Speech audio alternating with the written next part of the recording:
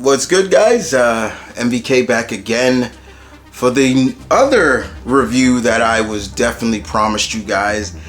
And yes, I seen all the news that has been coming out of Marvel Studios from D23. I will talk about that, so please don't worry about it. There are videos coming later for those, promise you. But let's talk about X-Men 97 Season 2. The overarching villain of this was Apocalypse. Did I feel that Apocalypse should have been that? That's kind of hard to say, because I think you kind of could have saved him. And I'm going to talk about that too, because the problem, let's get what I don't like about 97 in general. The amount of episodes. I will stand on this merit very much. This series needs more episodes. You cannot get a cohesive full season, full storytelling out of just 9 episodes. There's no way. No way. There's no way. You gotta be some genius writer to do that. And you can clearly see in this season alone, to a degree, there was some problems. There are problems. There are very much problems that need to be rectified for season 3. Because you can't tell that kind of storytelling in 9 episodes. Maybe 12, fine, but 9, no. And that's the whole point. The one thing I will say about this, what I did love about this season, is the showcase of one star.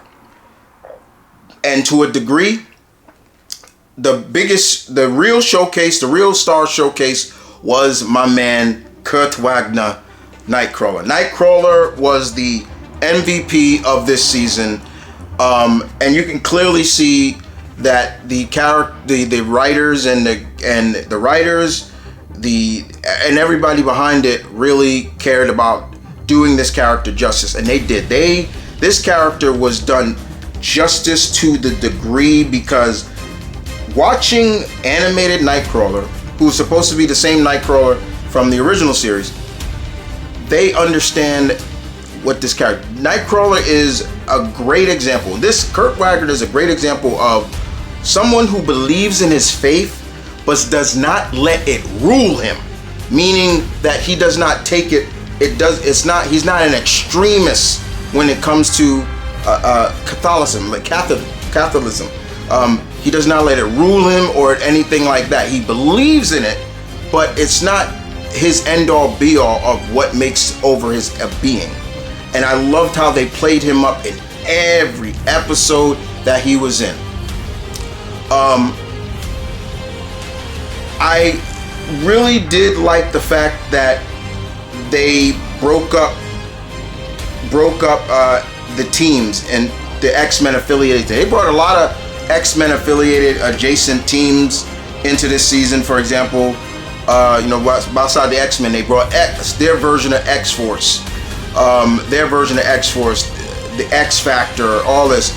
And a lot of people don't understand, but in the 90s, yes, X-Factor was a government-sanctioned mutant team. So where you see, all of them together and they're working for the government, that's them. But I still didn't like how they portrayed them. They still portrayed them as somewhat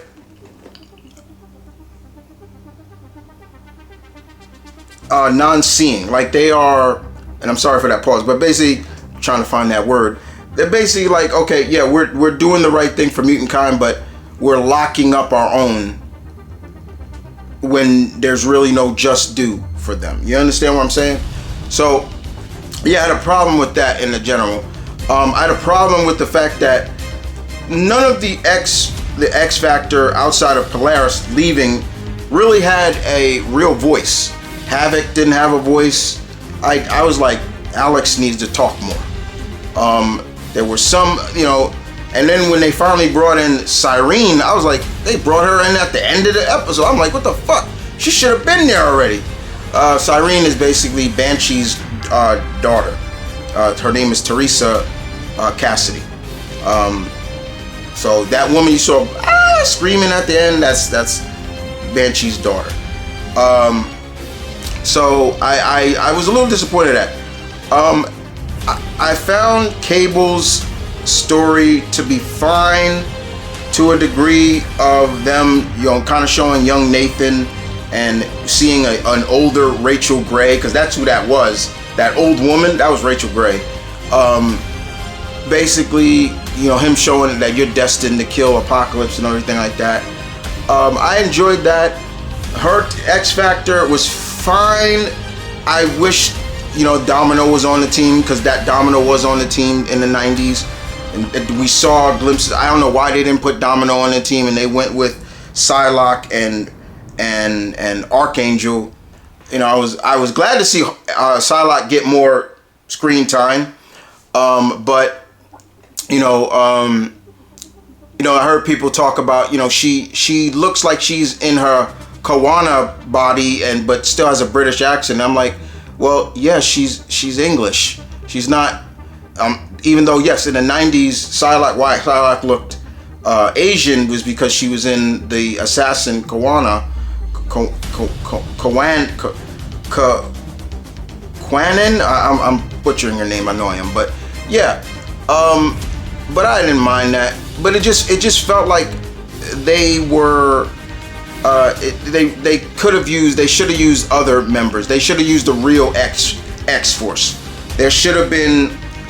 To me, instead of Psylocke and Archangel, you should have put Domino. You should have put Cannonball on the team. Sam was on X Force for a while, and maybe and Warpath. You should have put Warpath on the team, or so. But they didn't do any of that. I wish they would. I will never like Sunspot's 90s look. I never will.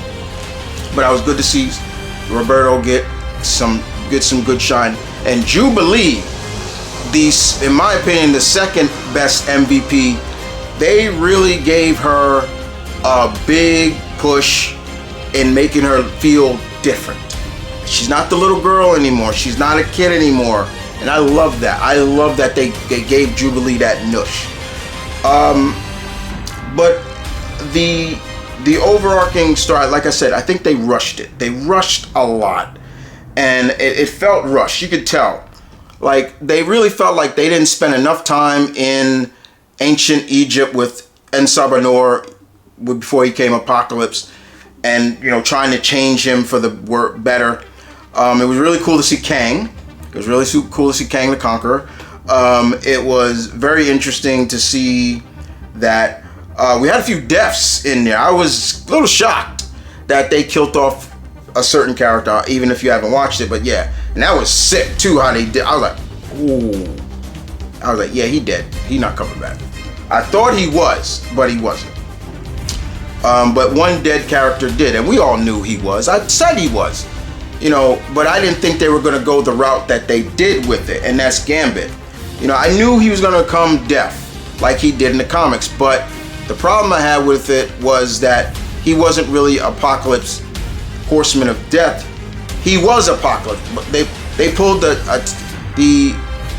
invasion of the Body Snatchers, and I'm like, wait, how the hell did that happen? I'm like, Apocalypse ain't got that kind of power, But I didn't care for that too much. I really wish he was just one of his horsemen, but I didn't mind it too much. That was one thing. They seem to have been building up. I thought Polaris was built up really well.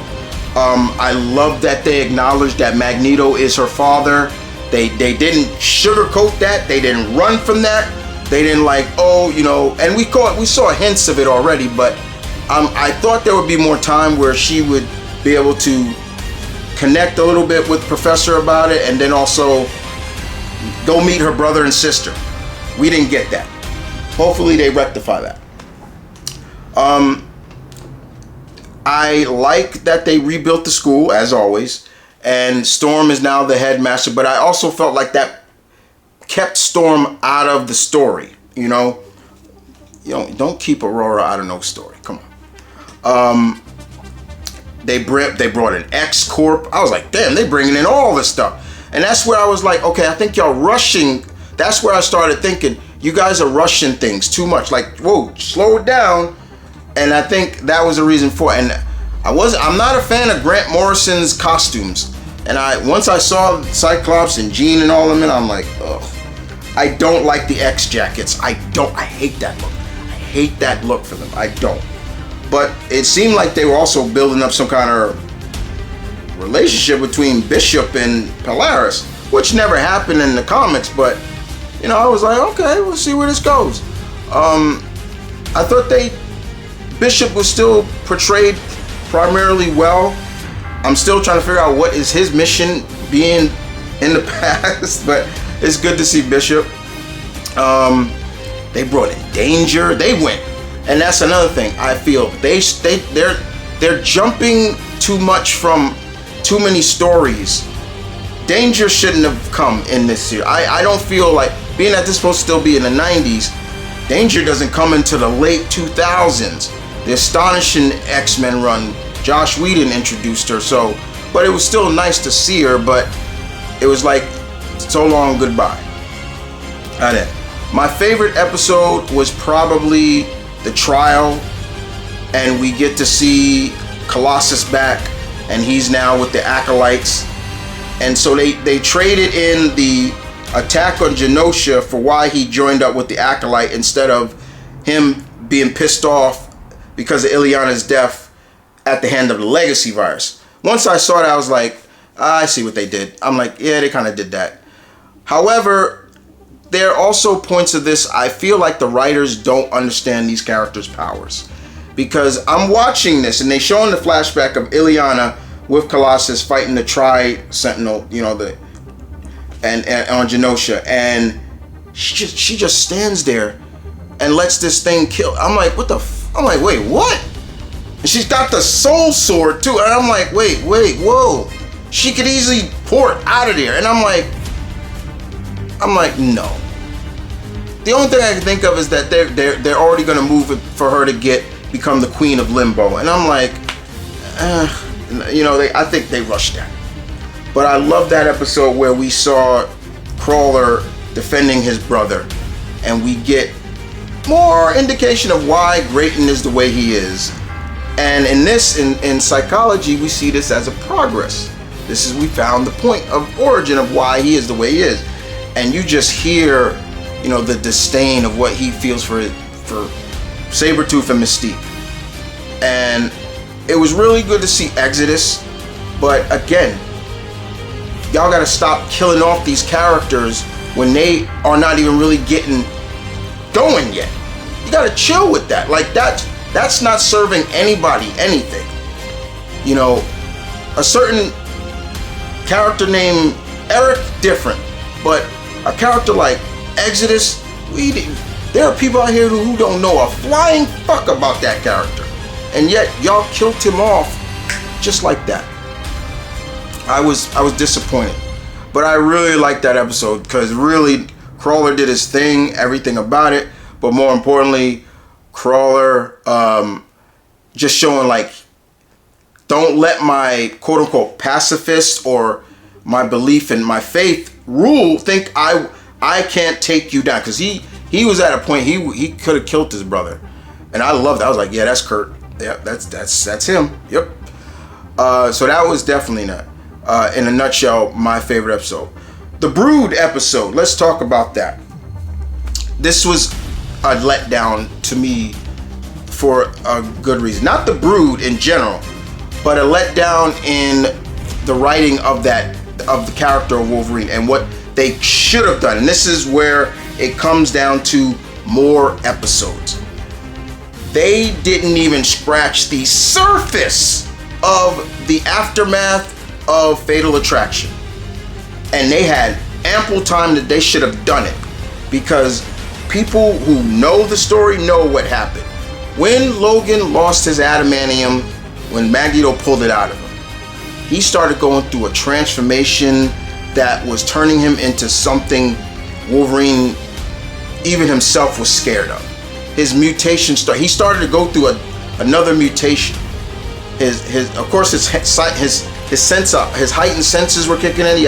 It was getting more enhanced. He had the bone claws, but they were still tough. They're not like, oh, they break easily. No, they were tough.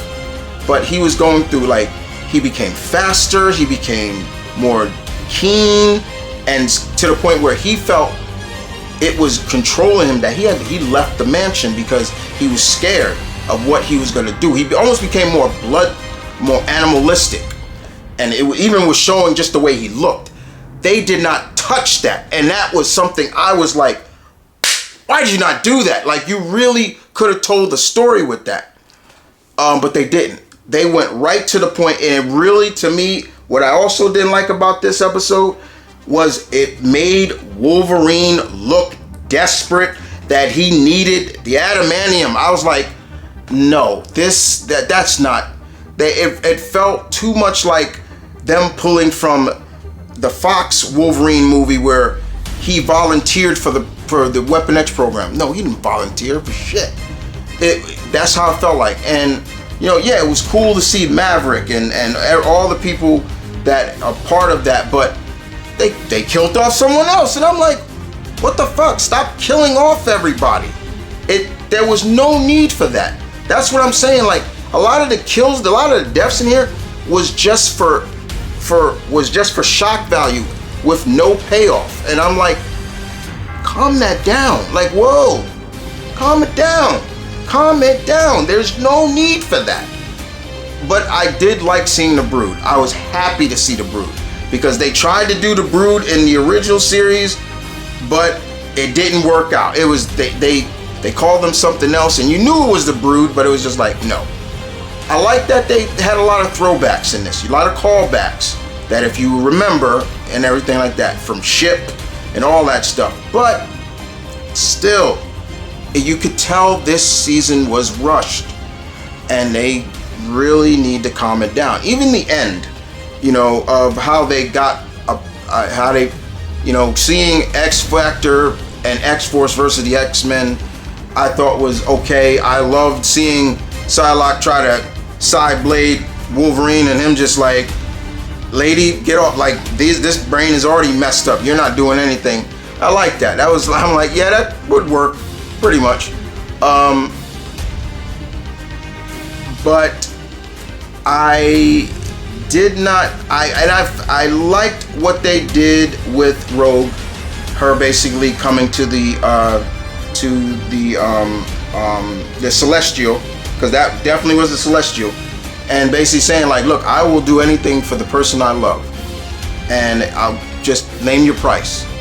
And I love that she was willing to take that, because that is absolutely Rogue. She would do everything her way to save the man she loves. And yeah, I love that she acknowledged that, yeah, I love Gambit. Like, I love him. And if they get married in the next season, I'm fine. Cool. But it was the ending that really got me. Because as soon as I saw that ending, I'm like, that's Kurt. He would have done that in a heartbeat. I'm like, he would. That's why I'm not shocked of what happened. I don't want to ruin it for anybody, but something happens to Kurt. Kurt Wagner does something that, to save his sister, he does something. He does something that now Rogue is going to have to deal with, but also, knowing what her stepbrother did for her. And I'm like, that's Kurt. He would have done that. He would have done that, period. Overall, like I said, the season was fine. If I was giving it a grade, overall, it gets a passing grade. C+ for me. Why? Too many things were rushed.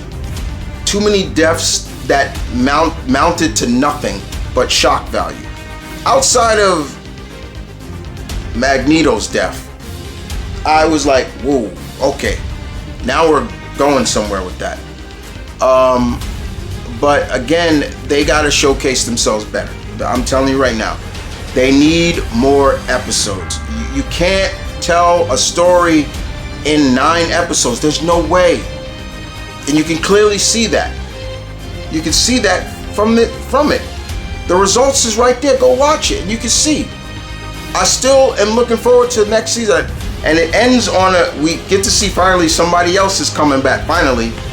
But yeah, I'm looking forward to it. But at the same time, yeah,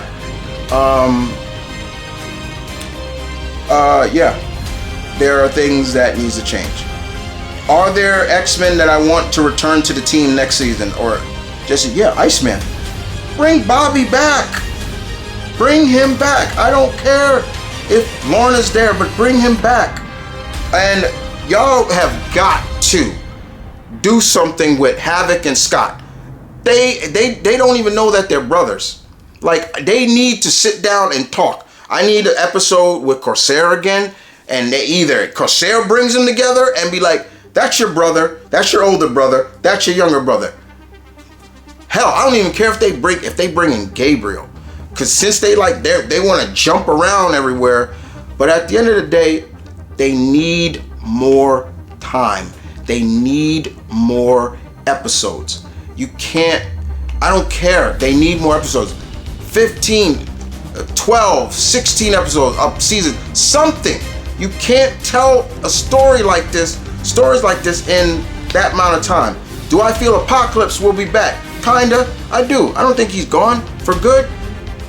But yes, and stop killing off X-Men characters that a lot of people don't know about. I know, because I read these characters. But there needs to be balance. And there wasn't enough balance. That's all I'm saying. Look, guys, I gave X-Men 97 Season 2 a C+. Still passing, but can it improve? Hell yeah. More length, please. But overall, I enjoyed it for what it gave us. Kurt, Nightcrawler, was the MVP of this whole season. There's an episode where Nightcrawler is controlled by Apocalypse, and he beats pretty much every X-Men. He beats the entire team by himself. He's bumping around, first person view, he's pop, punch, bump, and people, and I'm like, yeah, he would be able to do that. He's a porter, he's a teleporter. And before Jean could like lock on him, he's too fast. And I kept telling everybody, I said, you lucky this wasn't Age of Apocalypse Nightcrawler. If it was, there would be no heads. But overall, I enjoyed it for the most part. But they can be better. It can be better. Now we gotta wait to season 3. But yeah, if you haven't watched it, watch it. Come back, tell me what you thought. Do you believe in me? Do you think it was rushed and they need more episodes? Or do you feel differently? Let's talk about it in the comment section down below, people. And with that being said, I will see you guys next time. Deuces.